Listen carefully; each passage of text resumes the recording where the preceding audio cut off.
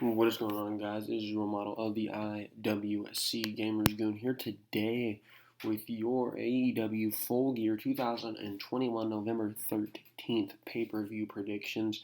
As of right now, I'm not sure if I'm going to be watching this live or watching this relatively close to when this ends. I do have tickets for the Oregon football game, but I might be skipping that. I'm not sure yet. But I will be watching this show on Saturday night and getting out a review for you all. We should have a pretty good show in store. In my opinion, this is probably, I don't know, one of, at least to me, I think it's going to be a good show, but I'm not as excited as I've been for some of the other shows, like All Out, and like Double or Nothing, or like I was going into Revolution. I don't know. I feel like this show is gonna be good. I'm definitely looking forward to it. I think it should be one of the better pay-per-views of the remainder of the year. But is it gonna be great, or is it just gonna be a very good show? I don't know. But we started off with the buy-in. We started off with Nyla Rose and Jamie Hayter going up against Hikaru Shida and Thunder Rosa. Now, I believe this has some sort of implications. Hold on, let me look it up real quick because my good friend Kevin, he sent this in a group chat. Shout out to you, Kevin, if you're watching. But they said something about there being TBS implications or something. Let's see. AEW media for a tag team match with major implications for the TBS women's. It doesn't say what the implications are. It just says major implications. What the fuck the implications are, I don't fucking know. Maybe we'll find out tomorrow on Rampage. I am not sure what the implications might be, or if it is just gonna be something. Oh, they're fighting for momentum, because we see that shit all the time in the WWO. This is major implications, meaning we're fighting for fucking momentum, which means that you are losing the tournament. But I think this match is kind of one-sided. Obviously, Jamie Hayter, kind of a fan favorite. Nyla Rose, not necessarily a fan favorite, but a former women's champion right there in Nyla Rose. And then you have a former women's champion in Hikaru Shida. And you have probably, I would say, the next women's champion there in Thunder Rosa. Obviously, it seems like Thunder Rosa versus Britt Baker is going to be what we end up with when it's all said and done. And hopefully that is when Thunder Rosa takes the championship off of Britt Baker. When the time is right, it is not right now. Calm down. I'm not calling for the end of Britt Baker just yet. Believe me, Britt Baker is one of my favorite currently in AEW. So calm down. She ain't losing anytime soon. But this match specifically, I don't really know.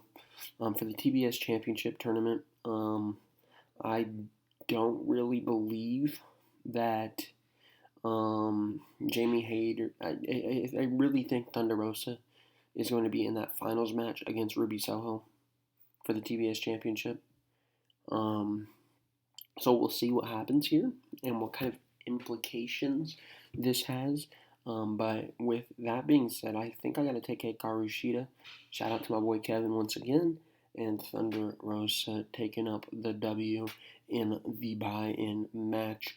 And then we get to the main card. The main card, it picks up. It's going to be a good main card. I'm going to go with the order I think it should start with. Obviously, fan favorites in the Jurassic Express and Christian Cage going out there against the Super Clique. Now, hold on. Let's get it all, baby. Adam Cole, baby, in his first pay-per-view match, coming in here as part of the Super Clique. Usually, I would sit here and I would say you could have Adam Cole. You should have Adam Cole win this because obviously it is his first pay-per-view match. 9 times out of 10, I'm telling you, you gotta have them win their first big match. I said it with Anthony Ogogo with Cody. I've said it with MJF when he challenged for the championship. I've said it with Orange Cassidy. I've said it with any of these guys that you can tell has some sort of investment into them. You can't have them lose their first big match. This is the one if and but scenario. This is the one time I think it is okay. It is okay. And that is simply because you have Nick and Matt Jackson sitting right there. And they could obviously take a pin from one of the Jurassic Express, one of Lucha Boy and Luchasaurus and Jungle Boy. Wow, it is 12 o'clock at night, and I butchered the fuck out of that. Sorry, Luchasaurus. And Christian Cage himself. They can take a pin. One of them can take a pin. It doesn't have to be Adam Cole. So with that being said, I gotta go with the fan favorites. The hot start to the night. Give it to the Jurassic Express and Christian Cage. You don't gotta pin Adam Cole. I don't think Adam Cole is necessarily a long-term thing. I think he will eventually go off on his own. So we'll see what happens there with Adam Cole. So it should be interesting. I gotta go with the Jurassic Express guys though, with Christian Cage. And then we get a tag team match playa. We got Pac and Cody going up against Malachi Black and Andrade El Idolo. Okay, I mean, honestly, we've seen it time and time again. Pac for some reason hasn't been able to make to the big matches. He's not there at certain big matches in the pay-per-views for whatever reason, whether it's travel or he's still in the UK or whatever. And then we have Cody, obviously, one of the more so. He's kind of just. He's worn off. Don't get me wrong. I still appreciate what Cody's done for AEW and what he's done for that business, but he's kind of lost the touch. After seeing somebody for a while and after seeing them, you just don't feel the same towards them. And I haven't got that with a lot of people. I haven't gotten that way with Hangman yet. I haven't gotten that way with Darby yet. I haven't gotten that way with MJF yet. I haven't gotten that way with a lot of different people. But Cody, for some reason, feels like at least one of the first people. I'm sitting there, I'm like, A year ago, I'm sitting there popping at this guy. I'm excited to see him. And don't get me wrong, it's not because he's a bad guy or anything like that. It's just, I don't know. Something about Cody ain't there right now. I'm not feeling the movement. I'm not feeling it. And then you got Malachi who came in. He's been awesome since his debut in AEW. Andrade El Idolo, he's been awesome since his debut. You're pairing those two guys together. I don't see how you have them lose. Two guys, absolutely big fans of both of those guys. And hopefully they get a big pay-per-view match win here on Full Gear.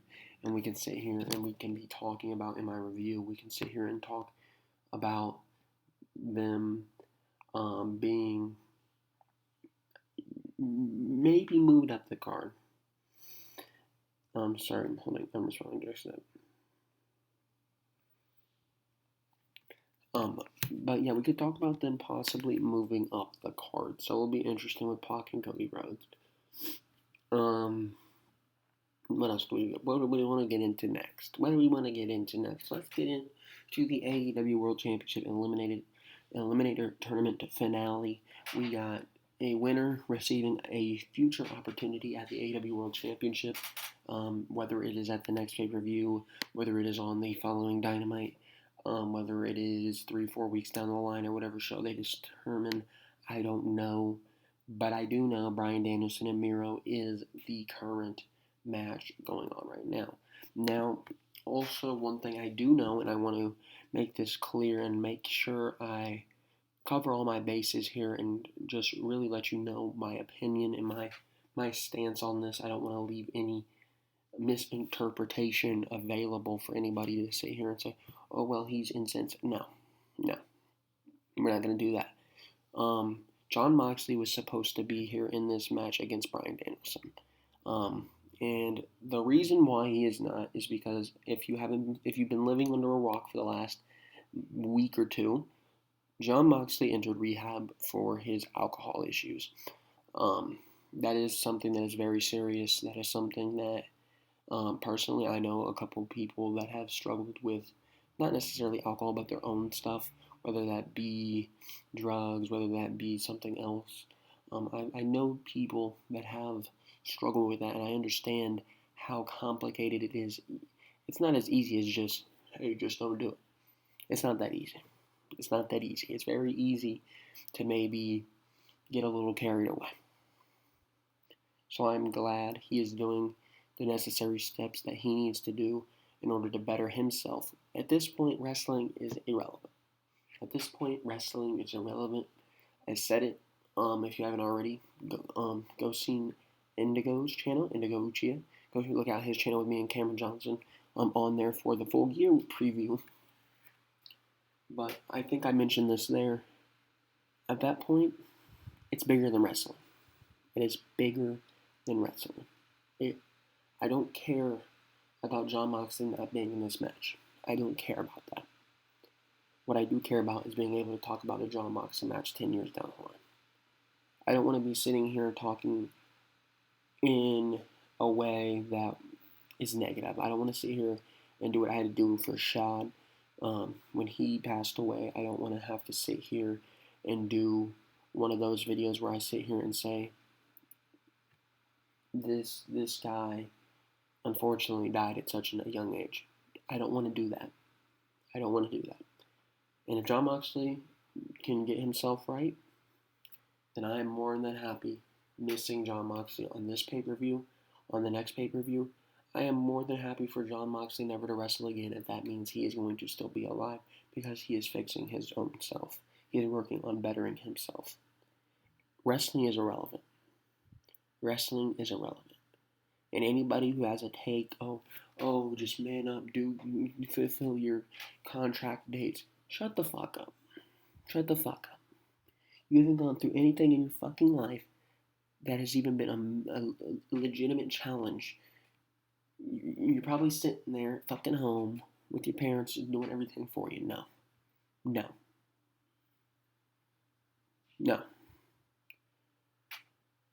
Jon Moxley, I hope you can figure out how to better yourself. I hope whatever you're doing currently is legitimately helping you. From what it seems like, he has a good support system with Renee. A lot of the wrestling community has stepped up and made comments and offered their support. CM Punk did it in his own promo. He did it in his own promo. But definitely, Jon Moxley, we were thinking of you. So that is what I have to say on that piece. But let's get right back into Bryan Danielson versus Miro. Like I said, Moxley was supposed to be here against Bryan. So that makes me think this is going to go one of two ways. I can see it going either way. It depends on how Tony feels. I could see it being, well, the plan was always to do Bryan, so we're going to still do Bryan Danielson. Or the plan is, you know what, that would be the obvious route. Everybody thinks we're going to go Bryan because Bryan was supposed to be here. Miro wasn't supposed to be here. So we're going to give them a swerve. We're going to give them a fast one. And we're going to go Miro. Which is what I think they'll actually do. I think they'll actually go with Miro. That is simply because Tony Khan has been known to pull fast ones on us.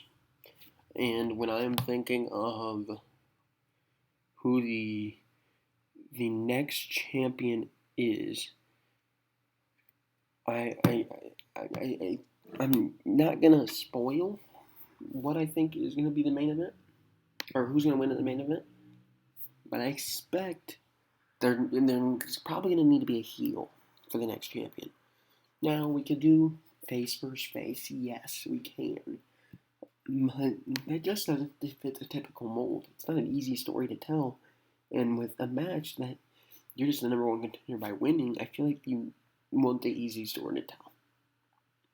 And the easy story to tell is face versus heel. So I think the obvious winner here, regardless of Miro, or regardless of Bryan Danielson, is Miro. I think Miro's the guy that wins. I think he'll be set up as the heel to face the champion following this show. However many weeks, or whether it's at the next pay-per-view or whatever, I don't know. But it'll be interesting. But I fully expect Miro to win this match. Just because I kind of got that feeling from Tony Khan that he's willing to throw a fast one at us. Then we get into Darby Allen going up against Maxwell Jacob Friedman. JF, one of my favorites. Darby Allen, obviously. This match is gonna be an insight into the future of AEW. When I think of the future of AEW, I think of the top heel for the next 10 years being MJF. When I think of the future of AEW, I think of Darby Allen fitting the Jeff Hardy mold. Not all the extra stuff Jeff Hardy's done, but purely he can be a world championship caliber wrestler. We've seen it with Darby Allen. He's put on great matches. Time and time again. Every time he's given an opportunity, he's going to put on a good match. He made CM Punk look great. In CM Punk's return. He's made Kobe look great. Darby Allen has done a phenomenal job. MJF, he's done a phenomenal job in getting himself over. This is going to be an absolute beautiful foresight into what we can expect in the next 5 to 10 years in AEW. These guys are going to be long-term pieces in AEW. These guys are going to be building blocks for AEW. These guys are going to be members of, yes, the first class of AEW stars, but they're going to also be members of probably the greatest era of AEW. I mean, like in WWE, we're talking about the Attitude Era, we're talking about the Cenas, we're talking about the Ortons, we're talking about the Edges. In AEW, we're going to be talking about the Darbys. We're going to be talking about the Maxwell Jacob Friedmans. We're going to be talking about the Jungle Boys. I'm very happy for them. I'm very happy for these two guys. They're going to have an awesome match. I don't know, man. I really don't know. It depends. It really depends. I don't expect the winner of the main event to maintain or hold the championship for very long following this pay-per-view. So, since I believe MJF is going to be the next champion, I kind of am forced to pick MJF here. MJF, he's going to need to start building up that resume to put him on a path to vie for a championship opportunity and to potentially win the championship. And Darby Allen's a big opponent. Darby Allen is a huge opponent. He's one of the best AEW has to offer.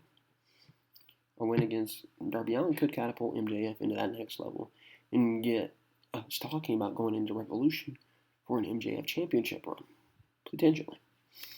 With that being said, I got to take MJF, man. I got to take MJF. I just think he's winning the championship sometime soon, and I don't know why he'd lose. Talk about somebody that's going to win a championship. CM Punk and Eddie Kingston. When is CM Punk going to win the championship? Your guess is as good as mine. I don't know. Could it be a year down the line? Potentially. Could it be 2 years down the line? Potentially. Could CM Punk not win a championship? Potentially. I don't fucking know. I also know a lot of people have been saying stuff about, well, CM Punk said he's going to come and he wants to work with all the young guys and put him over. And then they're like, well, Eddie Kingston's not a young guy. Shut the fuck up. Eddie Kingston, he's known to the AEW fan base, but do you think a worldwide audience knows of who the fuck Eddie Kingston is? If CM Punk's putting over fucking Eddie Kingston, and people are talking about Eddie Kingston, I don't got a fucking issue with him working with Eddie Kingston. He definitely is going in there working with fucking Cody, or he's going in there working with fucking Kenny, or he's going in there working with Jericho. He's not doing that. He's working with a fucking lesser known guy. Shut the fuck up. Talking about he's not working with. He's making a name for Eddie Kingston. He's making a name for Eddie Kingston. Eddie Kingston looked amazing going out there against Punk. There's a legitimate story between those two. We're not going to sit here and fucking make shit up and say, oh, he's not going up against the Darbys. He already fucking faced Darby, by the way. He's not going up against Jungle Boy. He's not going up against... Shut the fuck up. CM Punk's going to do what CM Punk wants to do. CM Punk wants to put over fucking Eddie Kingston. He'll put over Eddie Kingston. Shut your fucking mouth. Shut your fucking mouth. That's my fucking answer to you. Shut your fucking mouth. CM Punk will do what he wants to do. CM Punk versus Eddie Kingston. Who's going to win? Eddie Kingston, CM Punk, two guys I absolutely love. Two guys that have an edge to them. Both guys can fucking work a crowd like no other. Both guys are great speakers. Should be a solid match. I'd personally love to see Eddie Kingston win, but there's no fucking way Eddie Kingston wins. Eddie Kingston doesn't fit that mold of somebody CM Punk should lose to. I'm thinking of a CM Punk loss. I'm thinking of MJF. I'm thinking of a CM Punk loss. I'm thinking of Jungle Boy. I'm not thinking of Eddie Kingston. It just doesn't fit the mold. Should be a good match, but I think CM Punk wins. Next. What do we got next? We got the Minneapolis Street Fight, the Inner Circle, versus the Men of the Year and America Top Team. First off, I want to start this off by saying, fuck America Top Team and Dan Lambert. Fuck you, Dan Lambert. Oh my bad, I didn't know if I said this yet. But fuck you, Dan Lambert. But it is going to be interesting. Inner Circle, they could do whatever they want. I thought Jericho was going to be touring. I guess that didn't happen. JK or somebody, Guevara, I think, could be much bigger than the Inner Circle. Same thing with Santana and Ortiz in the tag team division. And then you get the Men of the Year. The Men of the Year, they're fine themselves. Ethan Page and Scorpio Sky, those two are fine. But I fucking can't stand American Top Team. And Indigo was talking to me about this. They're doing their job right. If you can't stand them, I understand that. But fuck them. I hope they fucking lose. I fucking hate their guts. I hate their fucking guts. Whether or not it's because they're fucking heels or not, I fucking hate their guts. I hate them. I hate them. I hate them. I hate them. And I cannot wait to see fucking Chris Jericho hit a Judas effect on fucking Dan Lambert. Fuck Dan Lambert. I'm taking the Inner Circle just in spite of fucking Dan Lambert. Fuck you, Dan. Fuck you, Dan.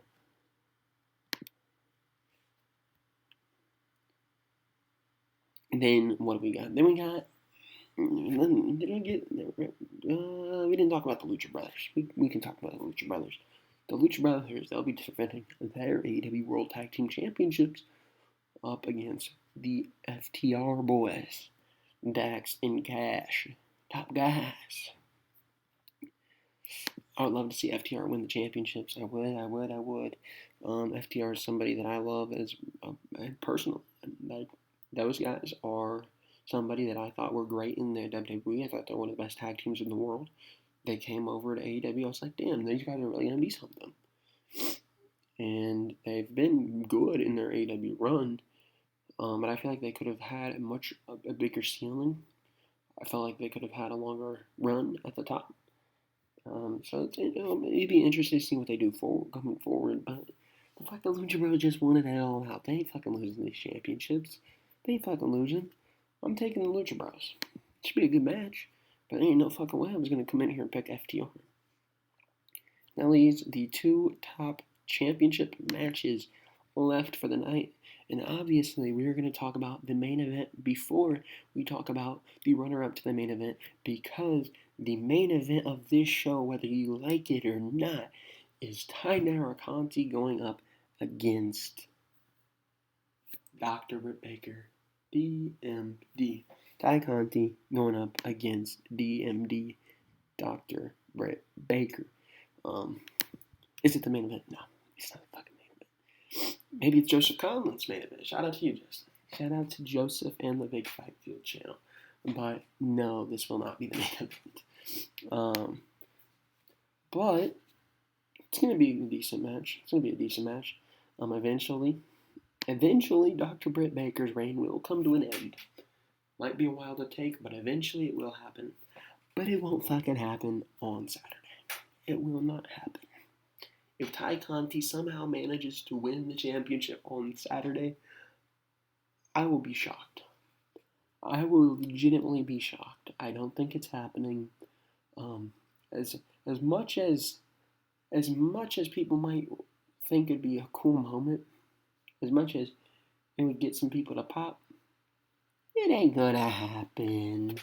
Come on, it ain't gonna happen. It ain't happening. I'm taking Britt Baker, man. Taking Dr. Britt Baker, DMD. Then we get into the main event. The main event for the AEW World Championship. We got Kenny Omega going up in there against some cowboy shit. Adam Hangman Page going in there. He's going to walk on into full gear.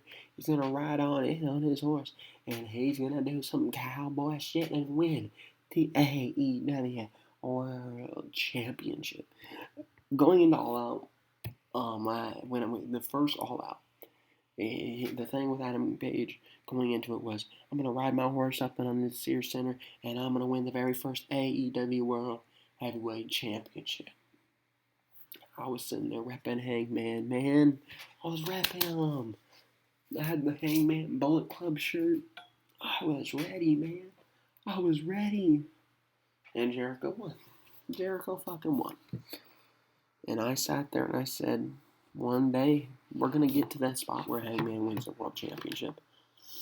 And then I'm sitting there this summer. I was like, wait a minute. This is all adding up. I'm going to be at All Out when Hangman, 2 All Outs later, wins the World Championship. I called it from day one. I said, that guy, he has the it factor. He's going to be the world champion one day.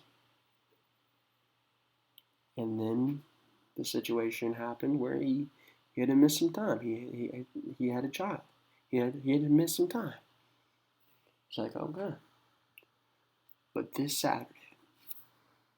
Saturday at Full Gear, the over 2 years of waiting finally stops. Because at the end of the night, we are sitting here and we are going to be celebrating.